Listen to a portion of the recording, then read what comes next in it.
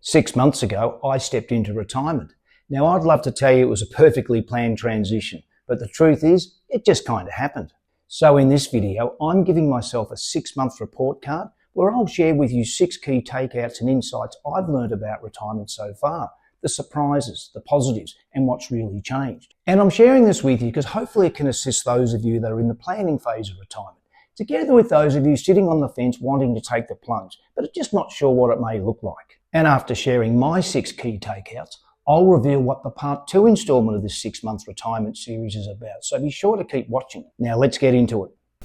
If you're nearing retirement, you're no doubt imagining what it will be like when work stops. I certainly did, but after 6 months of living it, I've discovered there's a lot to it. So let's run through it together. I didn't have a defined last day of work. After finishing my last big full-time role, I worked on and off, with some of that being part-time, effectively making me semi-retired. And that quite suited me because I still felt like I was keeping my hand in. Plus, I wasn't quite ready to push the official retirement button. Then, despite the part-time work drying up, my days became filled with my own projects, my purpose. So I started embracing the prospect of being retired. When people would ask me what I was up to, I went from saying semi-retired to, well, simply retired. So my adjustment wasn't about missing the job, it was more about accepting the work chapter has closed. And once I stopped saying semi-retired to just retired, it was that unbeknown mental shift that made all the difference. I think in hindsight, when I look back, I was also trying to appease my own self-importance or value, when quite obviously the organisation had moved on from me before I moved on from it, which really doesn't bother me, but I guess that's just the reality. Whilst my cessation from work wasn't mapped out, one thing I certainly realised before retiring, that there's one big difference between busyness and purpose. It's easy to fill in the day, running errands, doing jobs around the home, lunches, little trips, whatever, but that's not quite the same as having something meaningful to focus on. Because for me, retirement is about retiring from something to something. And I definitely needed to have that to something before I took the retirement plunge. For me, that something is YouTube. It gives me a sense of direction, a creative outlet, which I'll expand upon a bit in a minute, and really just something to build my days and weeks around. Then all of the other busyness things just something slot in around my focus area. The funny thing is, though I have more time than ever, I still feel like I don't have enough of it, which is great, because it means I get to do both the things I choose to do and what matters to me. And on the flip side of that, I've also learned that it's perfectly fine to have a lazy day every now and again. You don't need to earn your rest anymore.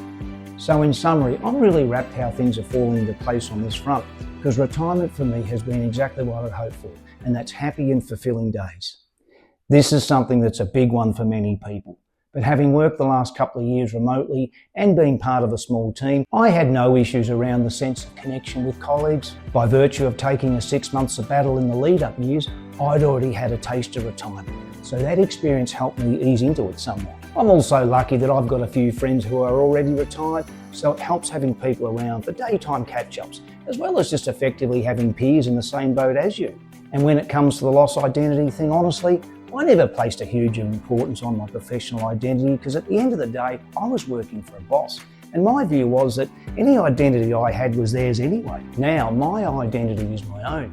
Doing YouTube, learning new things, that's me. It's something I've created purely for myself. I understand that others have concern with identity and the loss of connection in retirement. But in keeping with the point previously raised, being purpose, I think if this is made part of the planning process before retirement, then this should be less of an issue in retirement.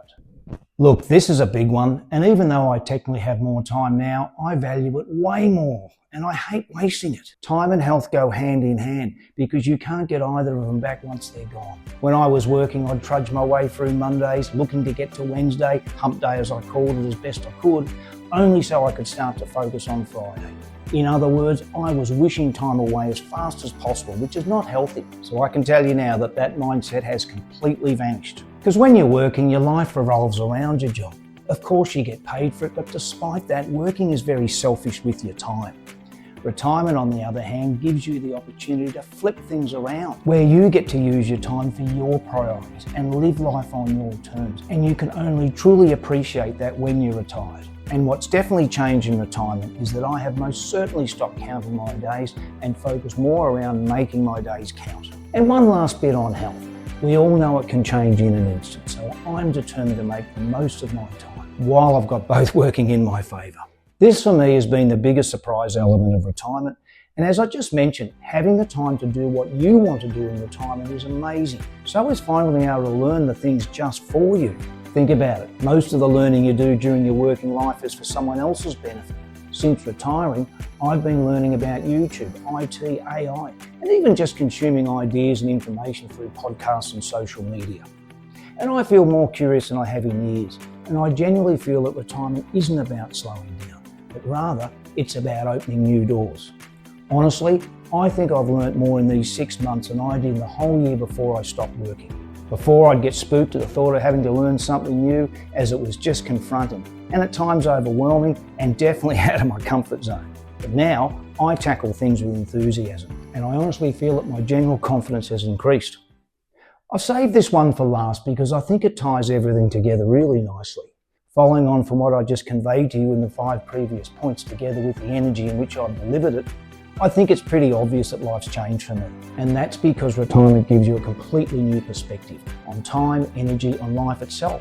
And for me, it really is your final shot at youth.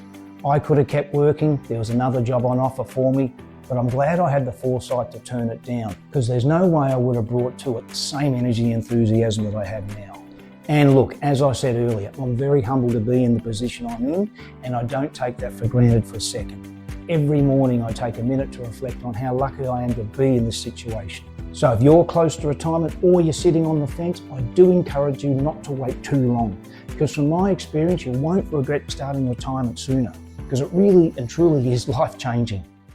So that's my 6-month report card, guys. Certainly not a perfect scorecard, but one I'm more than happy with. Now, I mentioned part 2, which will be the second instalment of this series, where I'll share what other retirees have had to say about their first 6 months. What they loved, what they didn't, and what caught them off guard. So keep an eye out for that one. So if you're retired, what would your 6-month grade be? And if you're not there yet, what do you hope it'll look like? Share your thoughts and experiences by leaving a note in the comments below. And if you've enjoyed the video, guys, I'd love it if you can give it a thumbs up and hit that subscribe button. I'll see you in the next one, and bye for now.